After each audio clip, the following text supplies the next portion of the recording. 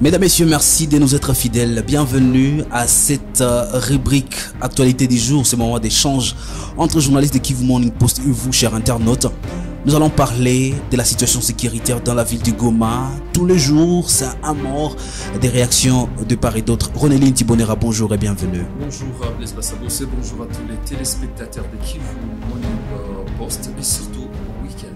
3 personnes ont perdu la vie. Ouais, bien sûr, Blaise Bassabossé, nous avons 3 personnes qui ont été tuées cette nuit par 2 bandits non autrement identifiés, tel que cela est devenu générique dans la ville de Goma. Il s'agit donc de 3 jeunes. Donc, nous avons 2 qui ont été tués en commune de Goma, un autre au niveau de la commune de Karissimbi. Également, nous allons parler de l'arrivée du président suisse qui vient pour une visite humanitaire. Alors, Alain Bassé est arrivé hier. Quand je parle hier, c'était jeudi à Kinshasa. Il est arrivé ce vendredi à Goma, à la tête d'une grande délégation. Il est accompagné par les ministres en charge de la COM en République démocratique du Congo. Mesdames, Messieurs, et c'est tout pour les sommaires. Vous êtes nouveaux sur la chaîne, n'oubliez pas de vous abonner et on se retrouve dans la deuxième partie.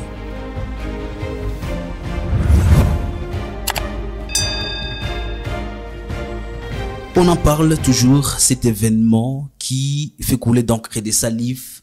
Les sangs coulent encore dans la ville de Goma. Dans une nuit, Ronéline Tibonera, 3 personnes perdent la vie. Ce qui fait mal dans tout ça, c'est que les personnes qui ont été la cible de bandits sont juste des jeunes, encore de jeunes entrepreneurs.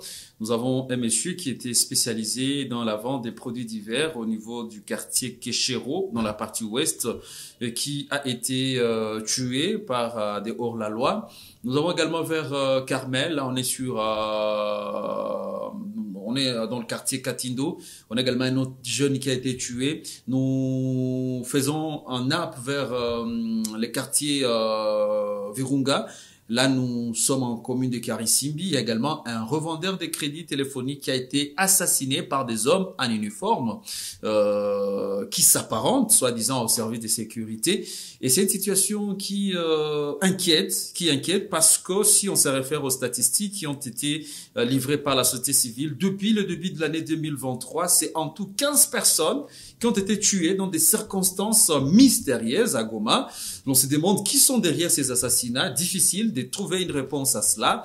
Et voilà pourquoi il y a des acteurs comme le président du conseil communal de la jeunesse de Goma qui demandent aux autorités de mettre en place des mesures appropriées pour contraindre ces bandits-là à déposer ou à mettre fin à leur entreprise criminelle.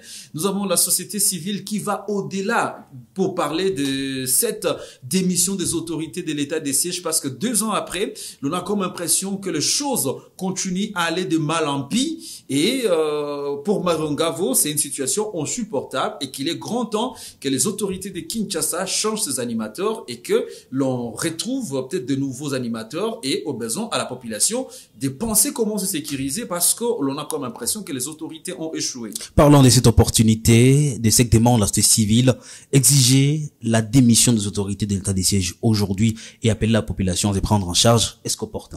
L'état des sièges sera levé lorsque les circonstances ayant concouru à sa mise en place auront disparu.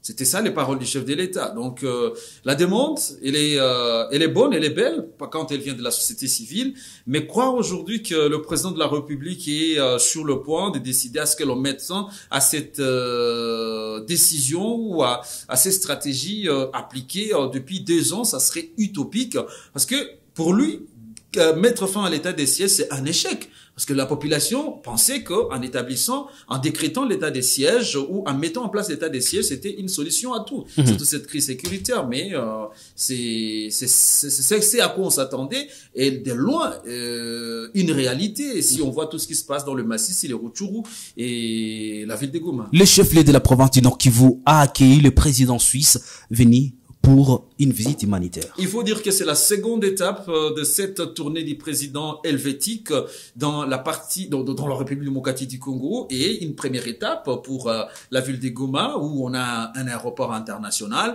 Monsieur Alain, parce que moi je ne peux pas dire quand même son excellence, étant donné que je ne suis pas dans les sièges politiques. Donc, monsieur Alain, qui est le président helvétique, est arrivé à Goma depuis 12h30 ce vendredi.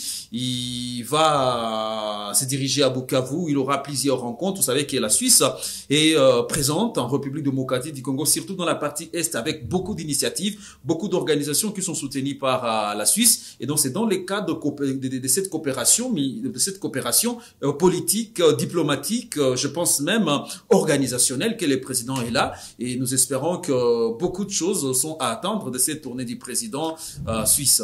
Reçu à Kinshasa, ils ont tenu avec le président congolais Félix-Antoine Tshisekedi une conférence de presse et Félix-Antoine Tshisekedi est resté ferme à sa décision. Il ne faut pas négocier avec le rebelle du M23. Comment vous avez analysé cette sortie médiatique? Un très bon discours, hein, auquel les Congolais sont habitués, mais qui fait quand même, qui vient un peu plus amadouer. C'est là qui pensait qu'il y aurait des discussions directes, mais qui ne sont pas portées au public depuis un bon moment entre la République et les rebelles du M23.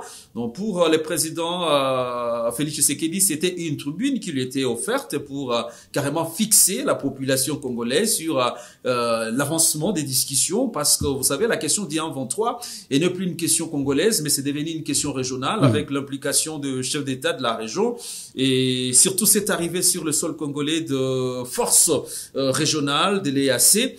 L'on comprend vite que Félix Tshisekedi, en diplomate, en politique averti du jour au jour, a profité de cette présence, de cette tournée d'Alain, le président helvétique, pour faire entendre encore le besoin de la République démocratique du Congo. Et si il faut entrer dans la peau du président de la République, aujourd'hui, il n'est pas question de négocier avec le M23, mais l'opportunité, c'est de négocier directement avec qui est derrière le M23. Et Félix Tshisekedi l'a compris, au lieu de passer par un enfant pour atteindre les papas, c'est important de passer directement par le papa, comme ça vous parlez en tête à tête. Et c'est cette démarche, cette stratégie qu'il a adoptée.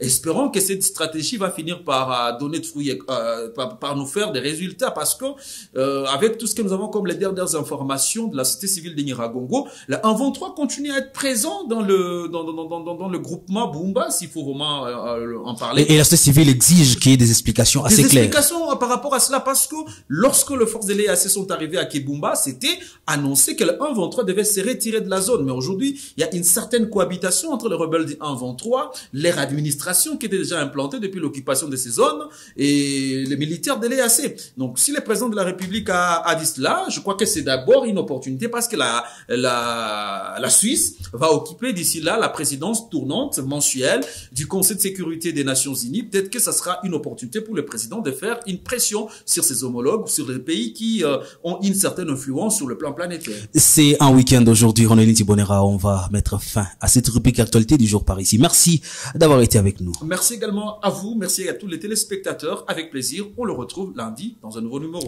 Mesdames, Messieurs, agissons pour construire notre pays. Chaque jour est une vie. Vivons la beauté des choses. On se retrouve la semaine prochaine. Portez-vous bien.